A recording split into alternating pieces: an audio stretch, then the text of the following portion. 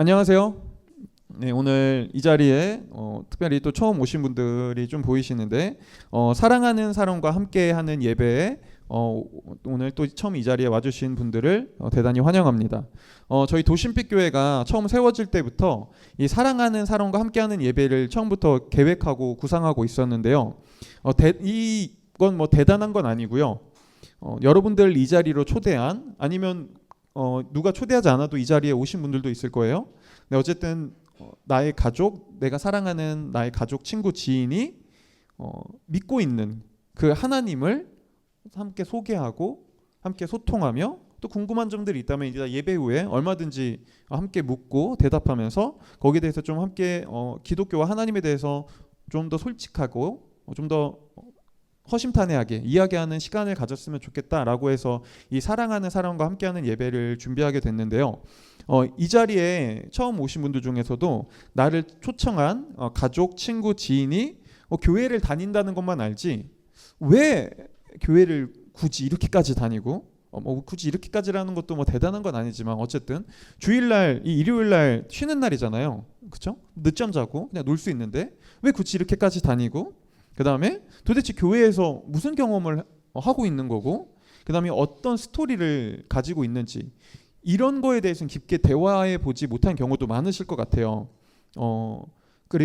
그래서 어쩌면 그런 궁금증을 가지고 이 자리에 오실 수도 있겠죠. 근데 하지만 단순히 내가 사랑하는 가족, 친구, 지인이 교회를 다닌다는 이유 하나만으로 이 자리까지 오기는 또 쉽지 않은 것 같습니다. 적어도 저는 오늘 이 자리까지 오신 분들이라면 그래도 나름 이런 분들이 좀 더 있지 않을까 싶어요. 이 인생과 삶에 대한 어떤 궁금증을 가지고 있는 분들이요. 각자만의 내 인생에 대한 길을 찾고 있는 분들도 좀 있지 않을까 싶습니다. 제가 최근에 한 형제를 만나고 있는데요. 그 형제도 그런 인생의 고민과 길을 찾고 있는 형제입니다. 이 형제는 이제 자기 친의 여자친구가 교회를 다니는데 교제를 하고 나서 우리 교회에도 좀 비슷한 케이스들이 있어요. 근데 그 형제도 이제 교제를 하고 나서 이 신앙 때문에 처음에 좀 갈등이 시작된 거죠. 처음에는 나도 오빠가 교회 다녔으면 좋겠어. 종교는 강요하지 마. 그래서 처음에는 강요 안 했다가 그래도 한번 가보지 않을래? 아니야, 우리 강요하지 않기로 했잖니? 막 그러면서 근데 이제 관계가 깊어지면 깊어질수록 넌 요새 뭐 하고 사니? 라고 하면 교회 다니는 사람들은 교회 얘기가 안 나올 수 없어요. 삶의 중요한 한 부분 중에 하나니까. 그러다 보면 내가 사실 요새 뭐 하나님이랑 이런 얘기했고 도대체 뭔 얘기하는 거야? 그렇게 하지만 어쨌든 이제 거기서 갈등이 일어나기도 하고 서로 다투기도 하고 하다가 이제 형제가 그래서 막 이별도 하고 다시 만나기도 하고 뭐 연애가 그러잖아요. 네. 이별했다 만났다 이별했다 만났다. 네. 참 이거 끊기도 쉽지 않은 그런 게 연애 중에 하나인데 어쨌든 둘도 그러다가 이제 이 형제가 그래도 조금 더 용기를 낸 거죠. 그래서 저희 교회에서 5월 달에 이 사랑하는 사람과 함께하는 예배를 또 했었는데 그때 이제 여자친구의 권유에 못 이겨서 그때 그래도 내가 한 번은 나갈게. 알았어. 라고 해서 이제 나오게 된 거예요. 그런데 그래도 뭔가 좀 또 별거 없겠지라는 마음으로 나왔다가 그래도 이 예배 시간에 우리 설교 시간에 들었던 이야기 중에 몇 가지가 이 형제에게 좀 그래도 와닿았나 봐요. 그래서 그때부터 조금씩 마음을 열기 시작했고요. 그 다음에 최근에 저와 함께 꽤 진지하게 기독교와 하나님에 대해서 지금 함께 알아가고 있는 과정이 있습니다. 네, 그런데 이때 이 형제로 하여금 조금 더 이 하나님과 기독교에 대해서 마음을 열게 한 계기가 있었는데요. 바로 나 지금 잘 살고 있는 건가? 라는 이 고민이었어요. 이 형제는 어릴 때부터 뭐 여기 있는 분들도 대다수가 그러실 것 같아요. 크게 어긋남 없이 바르게 그냥 착한 아이로 자라왔고요. 그 다음에 본인이 원하던 그 꿈도 있었습니다. 원하는 직업이 있었어요.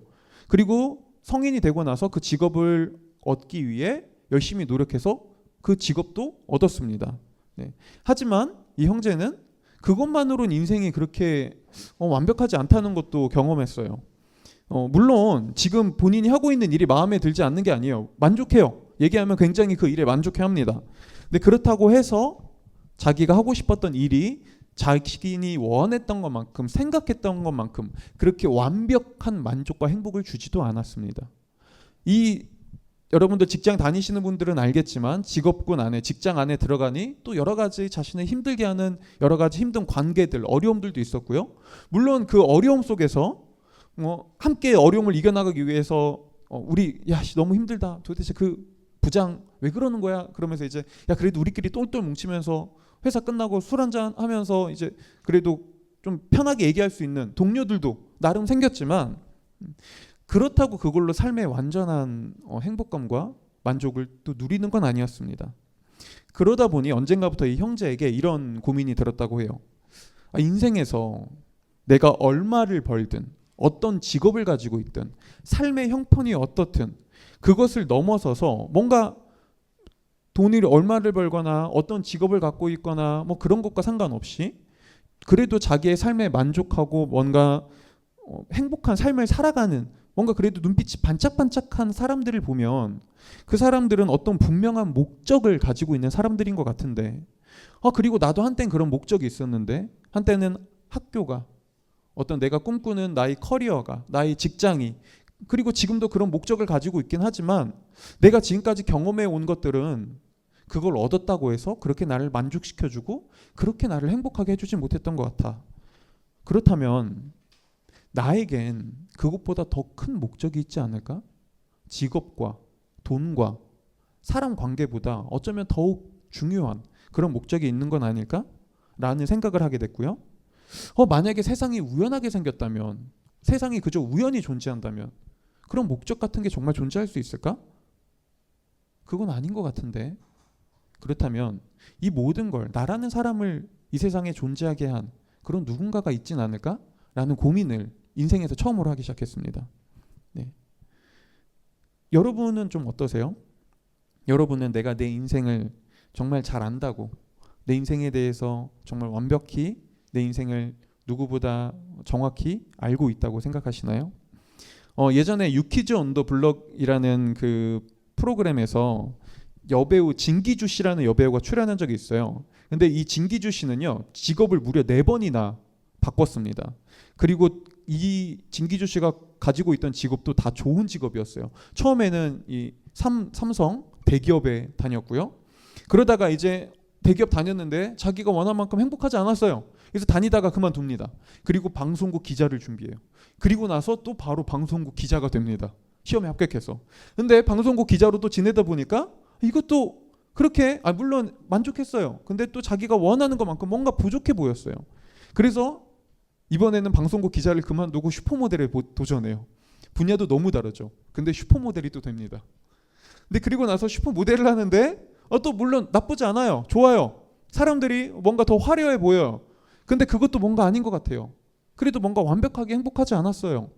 그래서 이 진기주 씨는 이렇게 생각하게 되죠. 내가 진짜 더 행복할 게 뭐가 있지? 라고 하면서 진기주 씨는 어느 날 이 사실을 하나 깨달았다고 해요. 내가 지금까지 대기업에 들어가고 그 다음에 방송국 기자가 되고 슈퍼모델이 됐던 건 사실 생각해보니 내가 완전히 원했다는 것보다는 그냥 내 주변에 있는 친구들이 주변에 있는 사람들이 그거를 꿈꾸고 따라가니까 나도 그게 좋아 보여서 가는 거였지 않았나? 그렇다면 내가 진짜 원하는 건 뭘까를 고민해 봤어요. 그리고 자기가 생각해보니 자기는 어릴 때부터 TV에 나와서 연기하는 연기자들이 그렇게 멋있어 보였대요. 그래서 이 진기주 씨는요 배우가 되기로 하고요. 진짜 나름 성공한 배우가 됩니다. 그렇죠? 그러니까 유키즈 온 더 블럭에도 나오고 그래도 나름 영화와 드라마들이 많이 나오잖아요. 그럼 진기주 씨는 이제 행복할까요? 이 진기주 씨를 향해서 MC 유재석 씨가 이런 질문을 했어요. 그래서 지금은 원하는 배우가 된 지금은 내가 원하는 거 이제 하니까 행복하세요? 라고 하니까 진기주 씨는 이렇게 대답했습니다. 지금 하고 있는 일이 그동안 제가 겪어왔던 직업들 중에 가장 불완전하고 가장 자존감도 많이 깎이고 상처도 많이 받고 사실 그렇긴 한데요. 그냥 흥미로워서 그래도 좋아요. 그리고 이 답변을 들은 유재석 씨는요. 맞아요 라고 공감하면서 이렇게 대답했어요. 저는 이 대답이 더 솔직해서 좋은 것 같아요.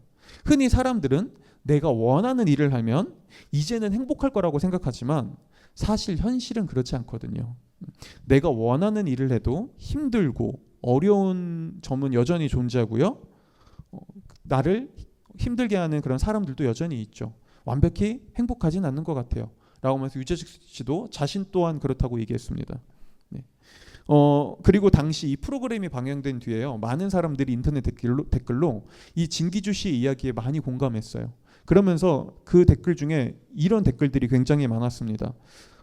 나도 내가 진짜 원하는 삶을 한번 고민해 봐야 될 것 같아요. 내가 진짜 원하는 삶이 이거였는지 더 진지하게 생각해 봐야 될 것 같아요. 네. 어쩌면 이 사람 중에서 어떤 사람들은 조금 더 용기를 내서 자신이 진기주 씨처럼 자신이 열심히 하고 있던, 열심히 다니고 있던 회사를 그만두고 새로운 꿈을 향해 도전하게 됐을 거예요. 그런데 여러분 그거 아세요? 내가 때로는 용기를 내서 뭔가를 결단해서 새로운 꿈을 도전한다고 해서 모든 사람이 그거를 다 얻는 건 아닙니다. 그렇죠? 사실은 그건 굉장히 어려운 일이에요. 심지어 4번씩이나 내가 원하는 성취를 이뤄냈다는 이 이야기는 아무나 할 수 있는 이야기가 아닙니다. 오히려 많은 사람들은요, 내가 원하는 것이 있지만 그것을 이루지 못해 좌절하고요. 때로 어떤 사람들은 내가 원하는 게 무엇인지를 몰라서 그 이야기를 들으며 이렇게 좌절하고 이렇게 생각하기도 합니다. 난 내가 원하는 게 뭔지도 모르겠어. 난 진짜 원하는 게 뭐야? 나는 진짜 바본가 봐. 나 같은 건 진짜 머저린가 봐. 나는 내가 뭘 원하는지도 조차도 모르다니. 라고 하면서 오히려 더 큰 자괴감에 빠지기도 하고요. 어떤 사람들은 내가 원하는 꿈이 있지만 그걸 서포트해 줄 수 있는 환경이 안 돼서 난 먹고 살아야 된다는 이 문제 때문에 가정이 나를, 내 주변에 있는 상황이 나를 도와주지 않아서 자신이 원하는 꿈에 용기 내 도전조차 하지 못하는 사람들이 사실은 수없이 많습니다. 그렇죠? 그런데 앞서 말했듯 내가 원하는 꿈을 찾고 발견하고 그걸 끊임없이 시도하고 그걸 4번이나 이루었다는 이 이야기는요, 사실 굉장히 특별한 이야기예요. 그런데 이 특별한 성취를 이룬 진기주 씨도, 이 여배우도 그래서 행복하세요? 라고 할 때 행복하다는 말에는 차마 답하지 못했습니다. 우리는 비록 막 어떤 대단한 성취를 이루지 못했을 수는 있어요. 그런데 우리도 인생을 살다 보면 이런 비슷한 경험들을 조금씩은 하는 것 같습니다. 여러분들도 아마 지금 각자의 자리에 있을 거예요. 학생이든 직장인이든 뭐 취업 준비생이든 어쨌든 지금 여러분들의 자리에 있을 겁니다. 그리고 그 자리는요, 내가 원해서일 수도 있고요, 그냥 남들에 의해서 나도 그냥 남들 따라가다 보니까 여기까지 왔을 수도 있고요, 그냥 흘러가는 대로 살다 보니 그냥 여기 이 자리까지 왔을 수도 있죠. 네.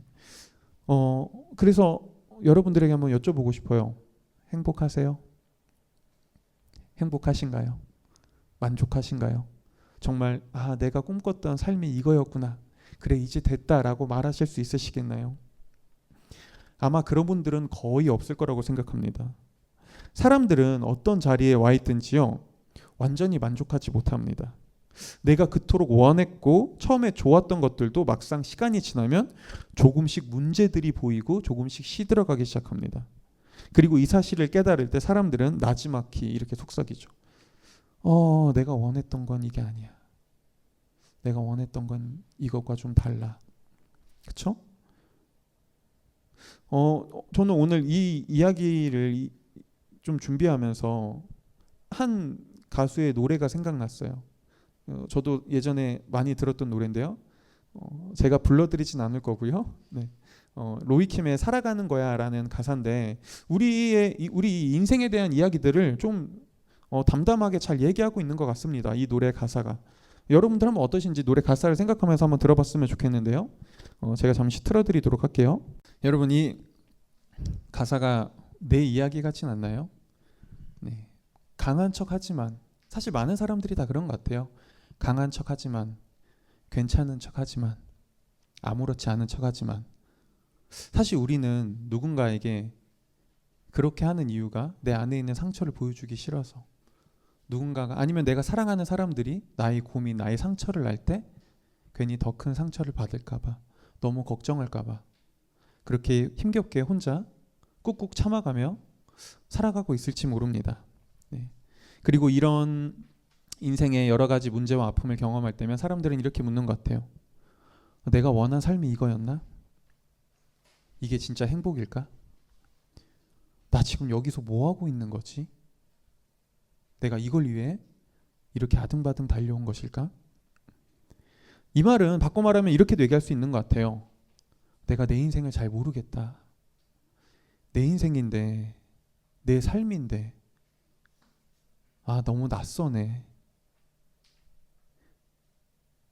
한때는 내가 간절히 원했고 바랬던 것들이 막상 완전하지 않았다는 걸 경험할 때, 내가 선택한 결정에 후회하는 순간들이 올 때, 우리는 내 인생을 내가 잘 모르겠어 라고 생각하는 순간들이 분명 찾아옵니다. 그리고 이런 우리를 향해서 세상은 끊임없이 이렇게 얘기하는 것 같아요. 나를 찾으려면 나를 잘 보세요. 나에게 집중하세요.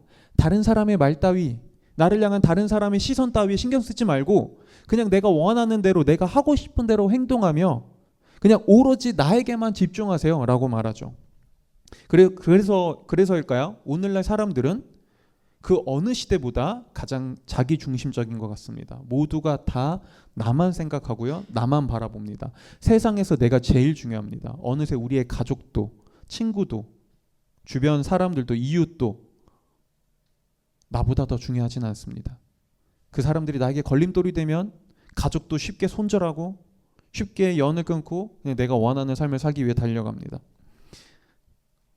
그래서요, 오늘날 사람들이 그 누구보다 더 자기중심적으로 살아가는 오늘날 사람들이 과연 우리 과거의 사람들보다 더 행복하고 더 만족스러운 삶을 살 수 있다고 얘기할 수 있을까요? 아니요.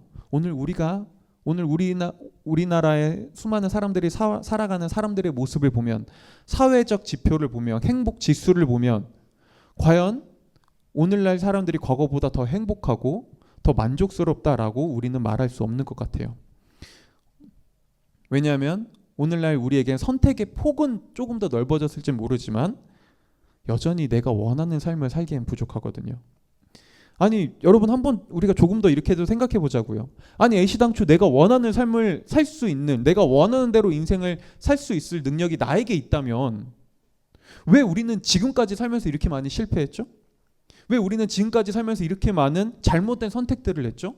왜 지금도 내가 원하는 삶을 완벽하게 살지 못하죠? 그럴 능력이 있다면 진작에 그렇게 살았어야죠. 지금도 그런 인생을 완벽히 살고 있어야죠. 그런데 왜 우리는 이렇게 수없이 많이 넘어질까요? 왜 우리는 이렇게 수없이 많은 잘못된 선택을 반복하고 이렇게 맨날 후회할까요? 어쩌면 이 사실은 우리에게 한 가지를 보여줄지 몰라요. 네, 우리는 사실 나를 잘 모른다는 거죠. 여러분은 어떠세요? 내 인생을 정말 내가 잘 알고 완벽히 알며 후회 없는 삶을 살 수 있을 능력이 나에게 있다라고 정말 그렇게 자신할 수 있으시겠나요? 앞으로 내 삶은 아무런 문제 없이 내가 원하는 대로 척척 이루어질 거야 라고 무엇을 가지고 어떤 근거로 그렇게 자신할 수 있으시겠나요? 그게 아니라면 여러분들에게 한번 이렇게 여쭤보고 싶습니다. 내가 내 인생을 잘 모른다면, 그렇다면 어쩌면 우리에겐 내 인생에 대해서 이야기해 줄 수 있는 다른 존재가 필요하진 않을까요? 나에게 맞는 길을 알려줄 수 있는 어떤 존재가 내 안이 아니라 나의 삶 바깥 어딘가에 있진 않을까요? 자, 만약에 그런 존재가 있다면 우리는 그 존재를 두고, 아니 당신이 나와 무슨 상관이 있어요? 신이 있다고요? 근데 그 신이 나랑 무슨 상관인데요? 라고 과연 그렇게 쉽게 얘기할 수 있을까요? 바로 이게 오늘날 사람들이 인생과 세상을 바라보는 두 가지 커다란 틀입니다. 이걸 가지고 오늘 우리가 읽은 성경은 요한복음 1장 1절에서 이렇게 설명해 줍니다. 제가 읽어드릴게요. 태초에 말씀이 계셨다. 그 말씀은 하나님과 함께 계셨다. 그 말씀은 하나님이셨다. 자, 요한복음 1장 1절의 첫 번째 단어인 태초에는요, 성경의 첫 번째 책인 창세기에서도 가장 첫 번째로 등장하는 단어인데요, 여기에는 오늘날 세상을 바라보는 거대한 틀 중에 하나가 담겨 있습니다. 오늘날 여러분들 사람들은 모두 다 인지하고 있지 못하지만 인생을 살아갈 때 두 가지 틀을 가지고 인생을 살아갑니다. 첫 번째는요, 창조고요. 이 세상은 누군가에 의해 만들어졌다라는 거고요. 두 번째는요, 우연입니다. 세상은 그냥 우연이야. 그냥 생긴 거지. 무슨 누가 목적을 가지고 막 만들고 그런 게 어딨어. 그냥 우연히 어떻게 존재하게 된 거야. 네. 여러분, 그런데 하나님이 세상을 창조했다는 것과 세상이 그저 우연히 존재한다는 것 둘 다 과학으로 증명 불가능합니다. 사람들은 흔히 신앙만, 종교만 과학적으로 증명이 불가능하다고 생각하지만 아니요. 여러분, 우연이라는 것도 과학적으로 증명 가능하지 않습니다. 둘 다 믿음이에요. 그래서 과학자들 중에서도 수많은 사람들이 사실 종교를 가지고 있고요. 이 기독교 신앙을 가지고 있는 과학자들도 꽤나 많습니다. 네. 하지만 어쨌든 사람들은 자신이 인지하지 못해도 이 두 가지의 틀, 창조와 우연이라는 이 기준을 가지고 세상과 내 인생을 바라봐요. 자, 그렇다면 한번 우리 이렇게 생각해 보자고요. 만약 저와 여러분이 우리가 그냥 아무런 의미와 목적도 없이 그냥 우연히 존재한다면, 우리에게 그런 거 의미 따위는 없다면, 그냥 우리가 우연이라면 왜 인생에서 어떤 의미를 찾으신가요? 왜 나에 대해서 굳이 궁금해 하시죠? 왜 내가 더 나은 인생과 더 행복한 인생을 살고 싶어 하시죠?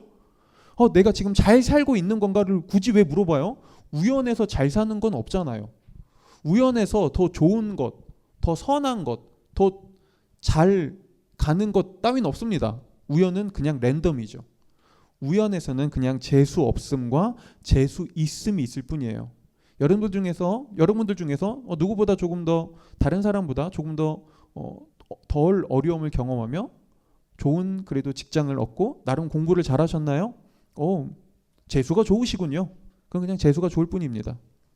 여러분들 중에서 나는 왜 이렇게 힘들고 왜 내 인생은 이렇게 아픈 거야? 라고 힘들어 하시나요? 그냥 재수가 좀 없으시군요. 우연이라면요. 하지만 여러분, 세상은 그저 우연이야 라고 말하고 그렇게 생각하는 사람조차 인생을 그렇게 살아갈 수는 없습니다. 우린 인생을 그렇게 못 살아요. 그래서 한 무신론자인 천체 사진사는요, 이렇게 얘기했습니다. 우리는 우주의 먼지입니다. 하지만 어차피 우주의 먼지라면 행복한 먼지라도 되자고요. 여러분, 이건 굉장히 모순적인 말입니다. 그리고 이 말은 사실 굉장히 종교적인 말이죠. 우린 우주의 먼지예요. 근데 행복한 먼지라도 돼야 되자고요. 아니, 먼지가 행복해서 뭐 할 거예요? 먼지에게 행복이 무슨 의미가 있어요? 그렇죠? 여러분, 근데 이게 인간이에요.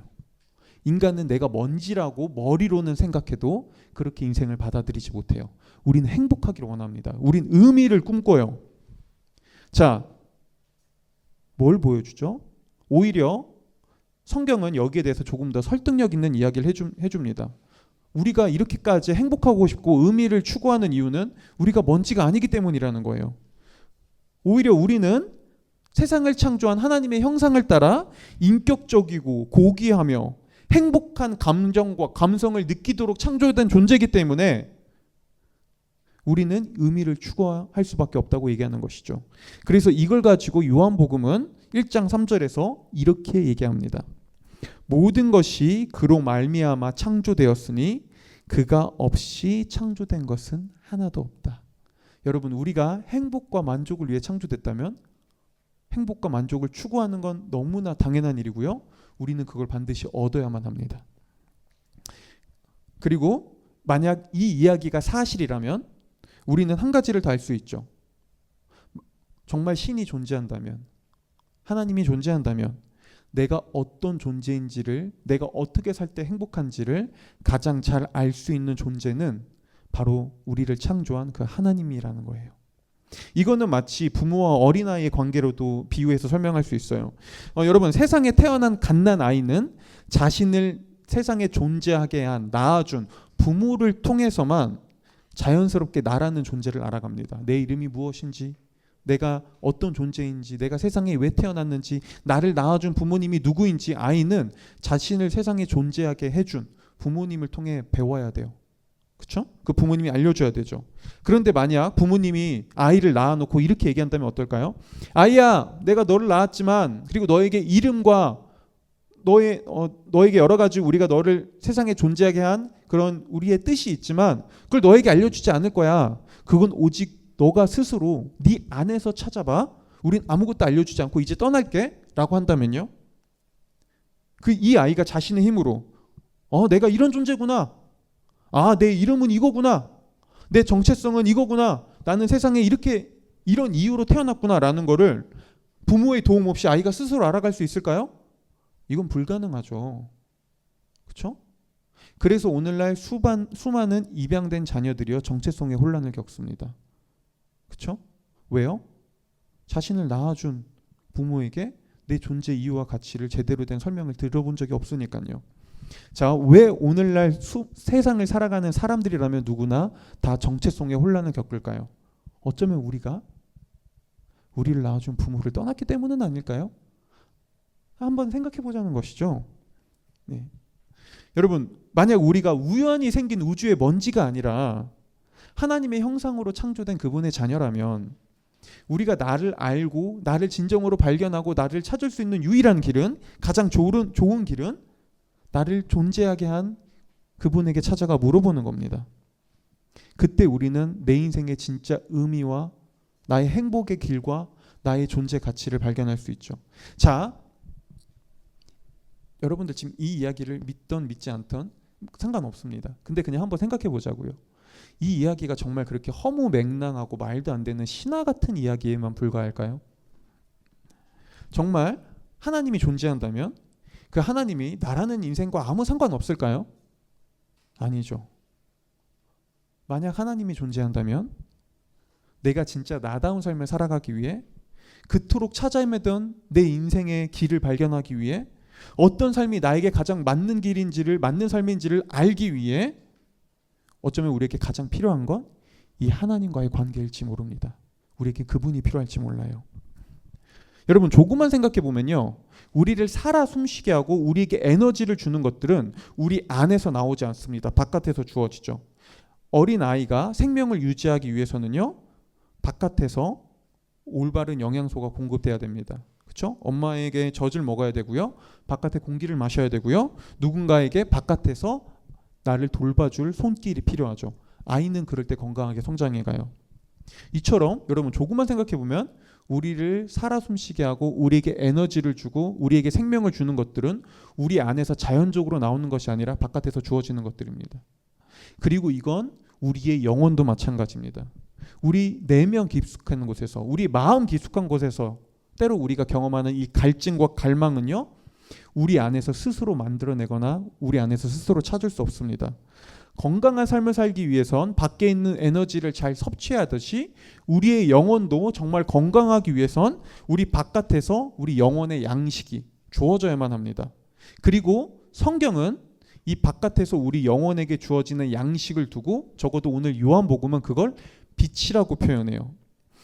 여러분, 살면서 캄캄한 어둠에 여러분들 있어 본 적 있을 거예요. 뭐 간단한 예만 들어도 우리가 자다가 밤에 화장실 가려고 깼을 때 앞이 안 보이죠. 자, 그때 물론 어느 정도 은은한 빛이 있을 때는 좀 뚫어져라 쳐다보고 있으면 이제 적응시가 돼가지고 적응 때문에 어느 정도 앞이 보이지만, 정말 칠흑 같은 어둠에서는 여러분 눈 뜨고 아무리 거기를 보려고 해도 앞이 안 보여요. 정말 자그마한 빛도 없는 곳에서는 한치 앞이 보이지 않습니다. 앞을 보려면은 우리한테 뭐가 필요하죠? 어둠에서 빛이 필요해요. 그렇죠? 여러분, 바로 성경이 말하는 이와 같아요. 아무리 노력해도, 내가 눈을 뜨고 보려고 해도 알 수 없는 우리 인생에서 어둠 같은 우리의 인생을 우리가 조금 더 밝고 명확하게 보기 위해서는요, 빛이 비추어져야 돼요. 그리고 그 빛은 우리 바깥에서 있죠. 그래서 오늘 성경은 이걸 가지고 1장 5절에서 이렇게 표현합니다. 제가 읽어드릴게요. 그 빛이 어둠 속에서 비치니 어둠이 그 빛을 이기지 못하였다. 자, 성경은 우리 영혼의 어둠, 우리 인생의 어둠에서 우리가 조금 더 밝게 앞을 보기 위해선, 우리 인생을 좀 더 명확하게 보기 위해선 그 뚫어져라 내가 눈 크게 떠야 되는 게 아니라 빛이 비추어야 된다고 얘기합니다. 그런데 이때 성경이 말하는 빛은 어떤 신비한 영적 체험이나 무슨 막 종교적인 어떤 경험을 얘기하는 게 아니에요.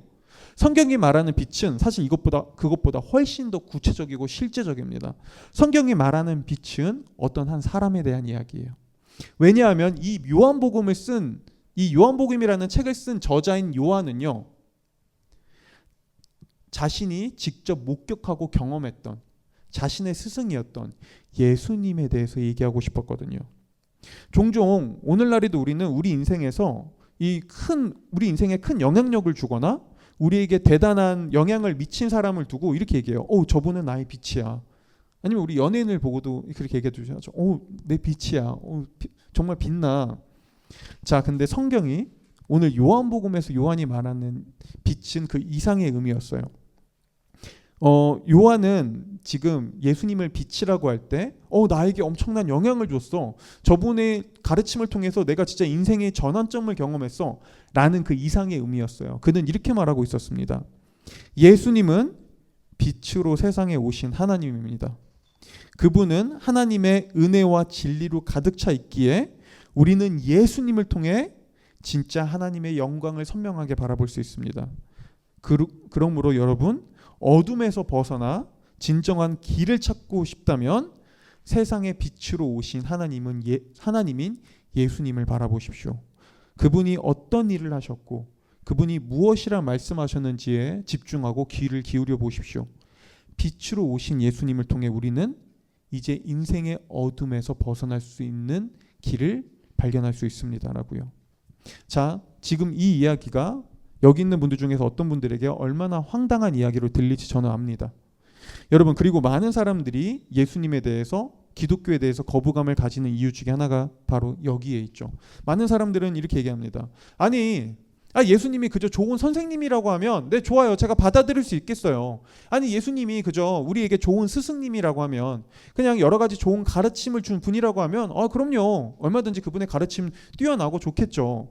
근데 제가 기독교를 받아들일 수 없는 이유는, 아니, 어떻게 2000년 전 세상에 존재했던 그 사람을 신이라고 할 수 있죠?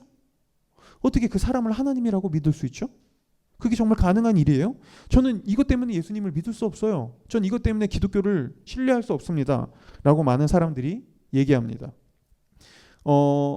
그래서 어떤 사람들은요, 예수님에 대한 이런 독특한 교회의 고백이 기독교를 확장시키기 위해 2000년 전에 예수님의 제자들이 만들어낸, 과장시킨 이야기라고 얘기하기도 하죠. 하지만 이건 2000년 전 그 이스라엘의 역사적 정황과 상황을 전혀 모르기 때문에 하는 말이에요. 여러분, 2000년 전에 유대인들 세계관에서는요, 신이, 하나님이 타락한 인간의 모습으로, 인간의 몸으로 왔다는 거는요, 이건 굉장히 불결한 이야기였습니다. 그건 신성 모독에 관련된 이야기였어요. 그런데 하나님이 인간이 돼서 인간의 몸으로 온 것도 모자라 그런 거북한 인간이 됐다는 걸로 말하는 걸 넘어서 그 하나님이 그 당시 이스라엘의 원수였던 로마의 손에 죽임을 당했다는 이 이야기를 이스라엘 사람들이 과연 믿을 수 있었을까요? 그게 과연 그들에게 굉장히 설득력이 있었을까요? 아니요. 그거는 신성 모독이었고, 그런 이야기를 하면 당장의 종교 재판을 받았습니다. 그리고 실제 예수님의 제자들은 많은 종교 재판을 받습니다. 여러분, 만약 자신들의 교세를 확장하기 위해서라면 이런 이야기를 지어내는 건 바보 같은 일입니다. 근데 하지만 2000년 전 예수님의 제자들은요, 자신들이 목숨을 잃든 목숨의 위협을 받던 그것과 상관없이 예수님을 그대로 하나님이라고 전합니다. 그러다 대다수가 진짜 죽임을 당하죠. 아니, 왜 이렇게까지 했을까요? 왜 그들이 이렇게까지 얘기했을까요? 그나마 아직까지 여기에 대해서 정확한 답은 많은 학자들이 논란이 있어요. 근데 하지만 그 중에 합리적인 대답 중에 하나는 바로 이겁니다. 어쩌면 그들이 진짜 예수님을 통해 이전까지 알지 못했던 새로운 무엇인가를 발견했다는 것이죠. 자신들의 인생을 송두리째 바꾸지 않고선 버틸 수 없는 완전한 어떠한 소망과 진리를 그들이 발견했기 때문이라는 것이죠. 그게 그들로 하여금 목숨조차 아끼지 않고 내놓고 예수님을 하나님이라고 얘기할 수밖에 없게 하는 것이죠. 왜요? 어쩌면 그들이 진짜 하나님을 만났으니까요. 그래서 실제로 예수님은요, 제자들을 향해 내가 너희에게 진리를 찾는 방법을 알려주겠다. 내가 너희에게 어떤 세상을 잘 살 수 있는 그런 노하우를 가르쳐 주겠다라고 말씀하시지 않았습니다. 예수님은 제자들을 향해 이렇게 말씀하셨습니다. 에어컨 좀 다시 틀어주시겠어요? 네. 요한복음 14장 6절에서요, 예수님은 제자들을 향해 이렇게 말씀하세요. 한번 우리 읽어볼게요. 한번 다 같이 한번 읽어보겠습니다. 시작. 예수께서 그에게 말씀하셨다. 나는 길이요 진리요 생명이다. 나를 거치지 않고서는 아무도 아버지께로 갈 사람이 없다. 자, 여러분, 일반적 종교와 예수님의 가르침이 무엇인지 여기에 너무나 극명하게 드러나 있습니다. 일반적 종교는 내가 너희에게 길을 찾는 법을 가르쳐 주겠다. 내가 너희에게 인생의 빛을, 너희 안에 있는 빛을 잘 비추는 그 노하우를 알려주겠다 라고 말합니다. 하지만 예수님은 말합니다. 내가 길이다. 내가 곧 빛이다. 내가 곧 생명이다. 나에게로 오거라.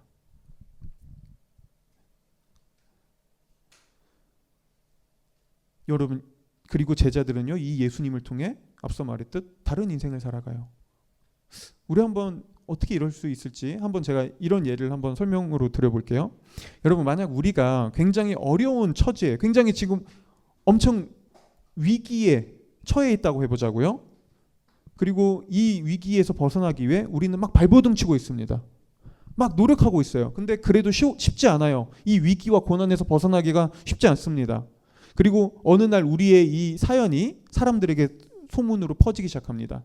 그러다가 한 나라의 왕에게까지 그 소식이 들리죠. 자, 그리고 이 왕은, 이 사랑과 정의의 왕은 우리의 사연을 들으며 안타까워합니다. 눈물을 흘립니다. 그리고 머지않아 놀라운 일이 일어나요. 이 왕이 그저 자신들의 신하를 시켜서 우리의 문제를 해결해 줄 수 있음에도 불구하고 어느 날 왕이 우리에게 직접 찾아옵니다. 심지어 우리의 문제를 해결하기 위해 자신의 직책을 버립니다. 왕좌에서 내려옵니다. 그 모든 걸 포기합니다. 그리고 우리에게 이렇게 말하는 거죠. 이제 내가 너와 평생을 함께 하겠다. 이제 내가 너와 영원히 너의 곁에서 너를 지켜주겠다라고요. 자, 보세요. 이 왕을 만나는 순간 우리는 단순히 내 어려움이 해결되는 것 이상을 경험하기 시작합니다. 이 왕을 만나는 순간 우리는 내 어려움이 극복하는 것보다 더 중요한 걸 깨닫죠. 그건 바로 너무나 위험 있고 너무나 영광스러우며 너무나 사랑과 자비가 넘치는 왕이 나에게 찾아왔다는 거예요. 모든 걸 포기하고 나에게 왔다는 것이죠. 자, 그렇다면 우리는 그 이후에 무엇을 전할까요? 이 왕을 통해 내가 이런 어려움을 해결받았어 라는 걸 전할까요? 아니요. 이런 왕을 경험했다면 우리는 그 왕이 누구인지를 이야기할 거예요. 나에게 이런 왕이 찾아오셨어. 나를 위해 왕이 이런 일을 하셨어.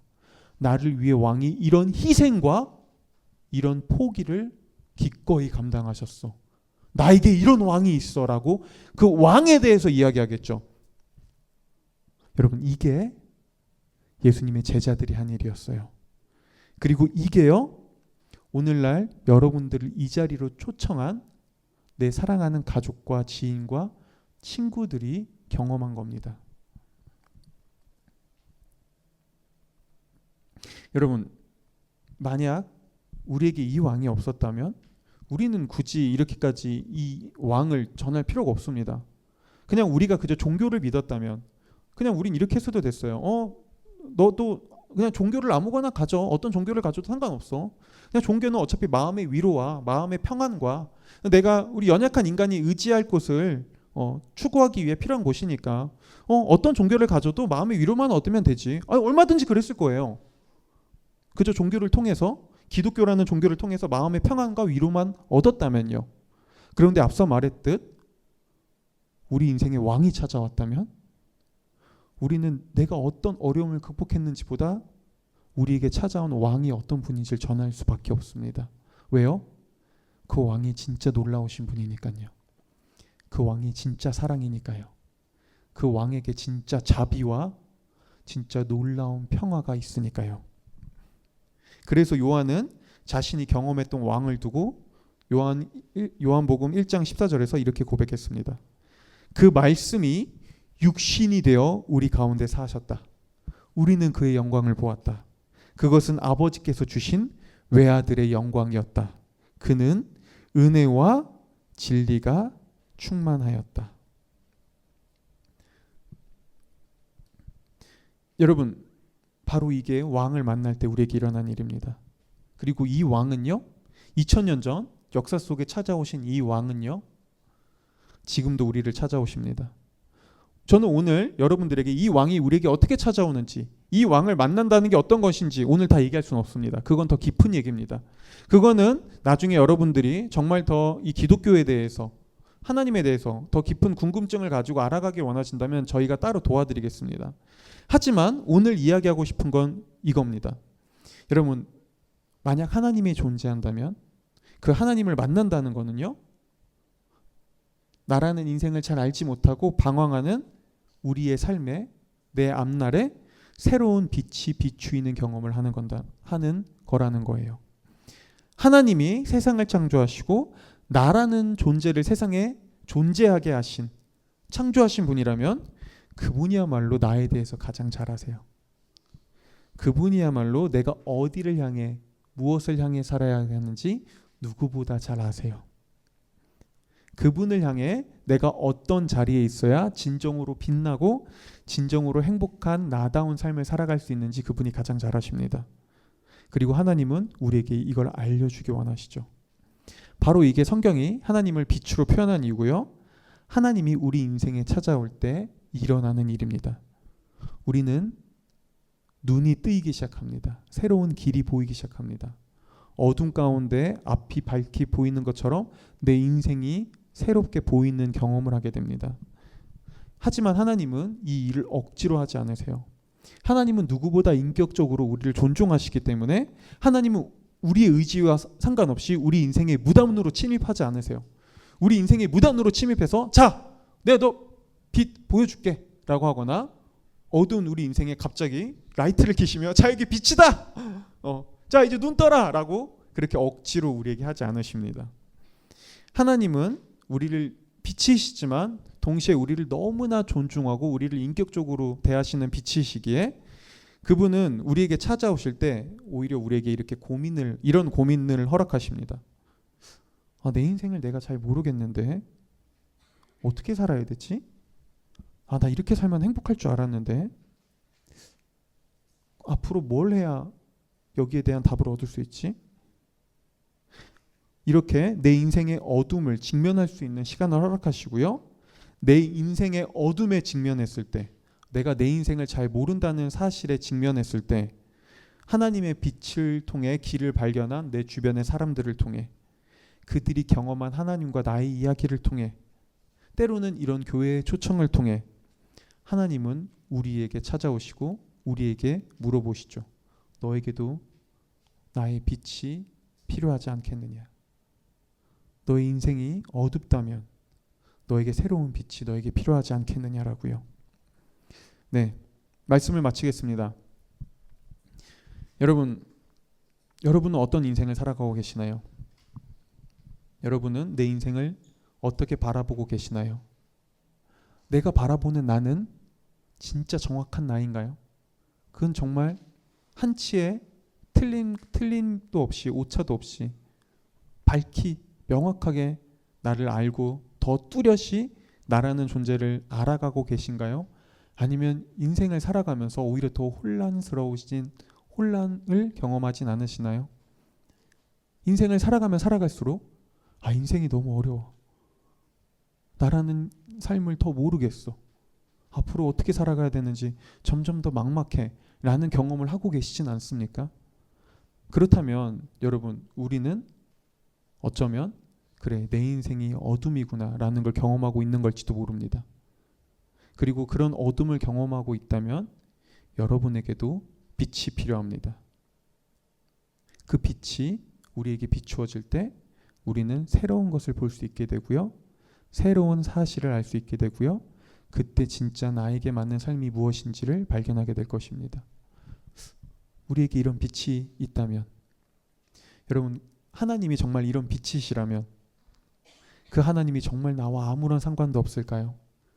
그 하나님은 정말 내 인생과 동떨어진 그런 신화와 같은 이야기에 불과할까요? 아니요. 어쩌면 우리에게 이분이야말로 가장 필요한 분이실지 모릅니다. 제가 이 자리에 오신 여러분들을 위해서 기도해도 될까요?